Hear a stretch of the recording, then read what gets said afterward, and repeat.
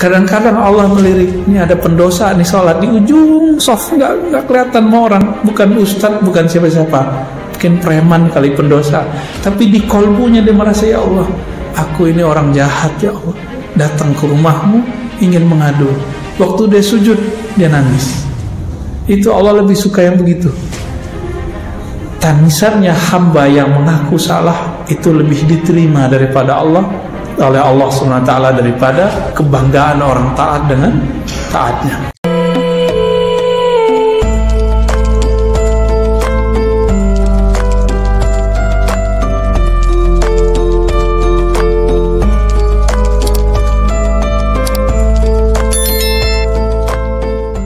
Ridhonya orang yang taat tidak merasa suci, tidak merasa sempurna, merasakan bahwa ya Rabb, ini ibadah anugerah darimu.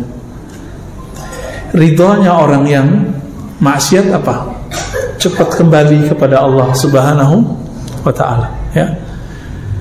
Adakah di dunia ini sesuatu terjadi tidak dengan izin Allah?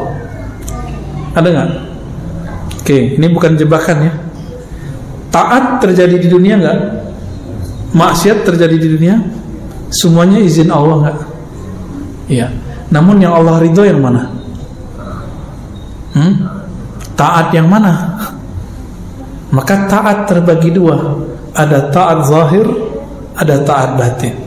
Kepala sujud, tapi hati angkuh, merasa diri paling nyunnah, paling ikut sunnah Nabi. Masuk nggak? Nggak masuk. Jadi selama kita ini sujud, ruku, lalu masih merasa diri paling alim, paling suci di antara orang yang lain, sama yang di samping aja, saya merasa lebih dikit, yang di samping udah nggak ada terima sama Allah. Gawat ya Pak? Gawat. Kadang-kadang Allah melirik, ini ada pendosa nih sholat di ujung soft, nggak kelihatan sama orang, bukan ustadz, bukan siapa-siapa, mungkin preman kali pendosa, tapi di kolbunya dia merasa, ya Allah, aku ini orang jahat ya Allah, datang ke rumahmu ingin mengadu. Waktu dia sujud dia nangis. Itu Allah lebih suka yang begitu. Tangisannya hamba yang mengaku salah itu lebih diterima daripada Allah, oleh Allah SWT, daripada kebanggaan orang taat dengan taatnya. Jadi taatnya kolbu apa? Memandang bahwa taatnya adalah hadiah dari Allah SWT. Ini saya sering ulang-ulang supaya tidak hilang dari alam bawah sadar kita. Kalau muazzin baca hayalal salah, hayalal falah, kita jawab apa? La haula wala quwwata. Ayo sholat. Jawabannya tiada daya untuk takbir, untuk sujud, untuk ruku, kecuali dengan izin Allah. Tapi ahlul haqaiq, ahli hakikat itu menjelaskan, la haula fit ta'ah wala quwwata fil ma'siyah illa billah, kecuali dengan izin Allah. Tidak ada kesanggupan orang untuk taat dan juga maksiat kecuali izin Allah. Masalahnya ketika taat kolbunya ngapain? Setelah maksiat kolbunya ngapain? Ini Allah pandang cuma kolbu, ya. Oleh karena itu, sahabat-sahabat yang makan Allah, jangan terlalu girang dengan amalan yang kita dapat, tapi jangan putus asa juga dengan maksiat yang kita pernah lalui, ya. Semuanya Allah yang atur. Kita ini dibuat pernah maksiat biar enggak merasa paling suci di antara manusia.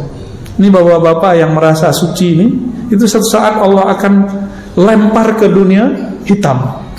Kalau Allah sayang, dilempar nanti ditarik. Ketika ditarik, bentar-bentar nangis, bentar-bentar tersentuh. Setiap kali melihat orang bermaksiat, dia nggak menghakimi orang, dia wah saya juga begitu, mungkin saya lebih hina daripada orang itu. Ini Pak rahasianya. Maka seorang yang sudah begini, baru dia masuk ke ranah namanya radiyah, mardiyah, jiwa yang ridho. Jadi jiwa yang ridho sumbernya di kolbu, kolbunya sudah beres, Walaupun jiwanya masih belum beres, nggak apa-apa, kolbunya yang penting beres, Pak.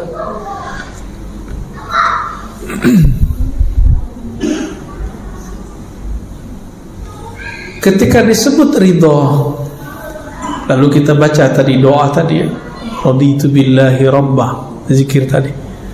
Apa kata Nabi dalam hadis Abu Daud? Orang yang meninggal, yang mati di waktu paginya dia baca raditu billah, atau sorenya dia baca raditu billah, maka dia mati syahid. Sekarang kita tanya, arti asli dari syahid apa? Syahidayash hadu, menyaksikan. Apa yang dia saksikan? Perbuatan Allah Subhanahu wa ta'ala. Karena dia tahu Allah yang berbuat, dia ridho, maka dia disebut syahid. Itu artinya mati syahid, Pak. Kenapa para pejuang itu kalau kegores badannya dia senang, Pak, girang, rohaninya girang, ketusuk badannya sakit, tapi kolbunya bersyukur kepada Allah. Itu kalau dia jihad dengan kolbunya, dengan ruhnya.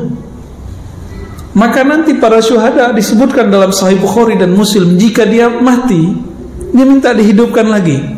Ya Rabb, hidupkan aku, ahyini. Jika aku hidup, matikan lagi Allah dengan syuhada. Hidup lagi, mati lagi, hidup lagi, mati lagi. Jadi kecanduan. Jadi para syuhadanya ada kecanduan. Ketika ditusuk mati, itu dia merasa bahagia. Inilah yang disebut oleh Allah Ta'ala, bal ahya'un inda rabbihim yurzakun. Mereka hidup di sisi Allah. Kenapa? Karena mereka ridho. Jadi kalau mau jadi pejuang di akhir zaman, belajar ridho, Pak. Ini baru pecah-pecah dikit, tersinggung dikit, baper, ya. Enggak, orang ridho itu di atas sabar. Maka Imam Ibnu Abi Bakar Ar-Razi mengatakan apa? Jika kamu tidak sanggup ridho, sabar aja. Berarti sabar di bawah ridho. Coba bandingkan nih makom sabar dengan ridho. Innallaha ma'as sabirin. Sesungguhnya Allah bersama orang yang sabar. Bagi ahli kalam, ahli akidah, kebersamaan ini majazi.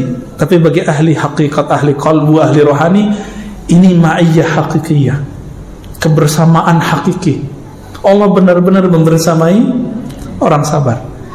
Sabar di atasnya sabar ada ridho. Kebayang, jika orang sabar bersama dengan Allah, kira-kira orang ridho bagaimana dengan Allah? Kebayang ya? Orang sabar itu punya backup. Kalau kita nih misalnya di backup oleh jenderal ini, preman itu, tapi belum tentu kan backup itu Allah, orang itu sayang sama kita kan, belum tentu.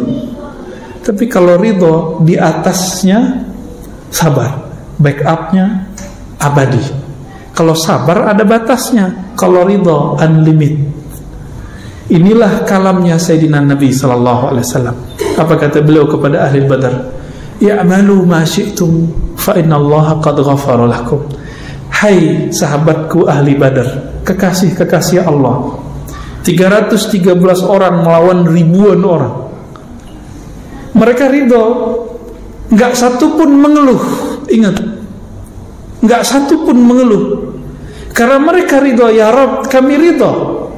Walaupun musuh 1 juta pun kami ridho. Cuma 313, Pak. Jangan dikira waktu kafir Quraisy perang itu nggak ada jin yang ikut. Banyak jin ikut, jin-jin kafir pada ikut. Jumlah orang Islam cuma 313. Akal kita, maka beragama jangan hanya pakai logika biasa, harus pakai rasionalitas tingkat nabi, tingkat wahli. Matematika kita biasa, 1 tambah 1 2. Tapi kalau matematika kenabian, kewalian, nggak begitu. 1 orang bisa jadi kekuatannya ada dalam dirinya sama dengan 1000 orang. Masih ingat kisahnya Sayyidina Umar? Diminta oleh gubernur Amr bin Al-As, minta 4000 prajurit, yang dikirim cuma 4. Masih ingat? Jadi Umar kirim cuma 4 orang, permintaannya berapa? 4.000. Diprotes. Si gubernur bilang, wahai Amirul Mukminin, saya nggak main-main. Saya minta 4.000, ente kasih 4 orang. Ini main-main ini. Umar kirim lagi. Kamu nggak tahu, 1 orang yang saya kirim itu spirit yang ada dalam dirinya sama dengan 1.000 orang. Nah ini yang mau dicari ini. Ini kekuatannya bukan di mulut, bukan di takbir-takbiran mulu Pak, ya. Ini katanya kalau udah bisa takbiran bentak orang sudah bisa berjuang. Sorry, nggak masuk. Ya, apa kata Nabi ketika orang suka takbir bentak? Irba'u ala anfusikum. Nanti kan sebelum 2024 nih kejadian lagi nih. Tunggu aja Pak. Ya, antum udah lupa nih dengan ceramah ini. Ya. Orang nanti akan bertakbir lagi untuk bentak ustaz. Bertakbir lagi bentak Habib. Nanti begitu Pak, ya. Dikira kalau udah takbir itu benar, ya belum tentu. Nabi itu bareng dengan sahabat, mereka takbiran, takbirnya lebay, berlebihan. Apa kata beliau? Irba'u ala anfusikum, besarkan nama Allah itu di dalam dirimu dulu, baru takbir keluar. Gitu makna bebasnya, ya. Kenapa? Yang kamu panggil itu bukan orang, bukan zat yang tuli, bukan zat yang jauh, dia dekat bersama kita. Nah, kembali ke hadis Al-Badr tadi 313. Karena mereka awalnya ridho, lalu kemudian Allah pun ridho. Apa kata Nabi? Udah kalian bebas mau ngapain, Allah telah ampuni kalian. Maka di antara Ahlul Badar itu ada yang tetap taat, ada yang hari ini taat, besok maksiat, besok taat, begitu terus. Karena nggak ada jaminan kita tobat hari ini besok nggak dosa. Jadi kecanduan taubat wajib, jangan kecanduan maksiat. Jadi taubat nasuha bukan sekali, taubat nasuha berkali-kali. Oh saya ntar aja ditaubat. Bukan begitu, taubat itu berkali-kali. Besok saya maksiat lagi, niat apa enggak? Kalau antum niat baru main-main namanya. Yang penting hari ini kita enggak niat, itu baru disebut taubat. Ya Allah saya niat enggak maksiat lagi besok, itu taubat namanya. Tapi besok niatnya taubat lagi gitu, ya. Maka ada sahabat yang kecanduan minum khamar, namanya Nuaiman, dan itu bukan satu, yang disebutkan cuma satu. Biasa hukum syariat berlaku, dijilid, dipukul 40, 80. Apa kata orang ke Sayyidina Umar? Nabi sudah wafat, Abu Bakar sudah wafat. Wahai Rasulullah, wahai Amirul Mukminin, itu musuh Allah, bunuh aja, uktuluhu, bunuh aja. Berarti di zaman Sayyidina Umar ada orang-orang yang suka berdarah-darah, bener gak? Suka membunuh orang, kalau ngeliat pemaksiat, wah ini pemaksiat nih, harus kita bantai nih, halal darahnya. Udah ada di zaman Umar. Apalagi hari ini Pak, hari ini lebih dahsyat. Orang haus darah, zombie tapi berkopiah, zombie berserban hari ini. Ngomongnya darah aja ya, kafir, bid'ah, serem Pak. Udah darurat begini nih. Tapi Allah masih sayang sama kita. Arab udah hancur kan, Yaman banyak nih mahasiswa Yaman udah pulang. Saya ketemu juga kawan-kawan di Eropa, dia asli Yaman, gak mau balik lagi. Apalagi Saudi yang nyerang Houthi Yaman, Irak udah hancur, Syam udah hancur. Sisa Turki bukan Arab Pak. Turki itu bukan orang Arab ya. Turki itu punya nostalgia zaman Khilafah Utsmaniyah, tapi sebenarnya nggak berdaya juga, gertakan aja yang kuat. Saya kalau ceritain persoalan Turki kan pada nggak percaya ntar. Ya, banyak masalah sebenarnya. Berita yang kita dengar itu kan cuma separuh aja. Ya, yang sebenarnya kita nggak dengar Pak.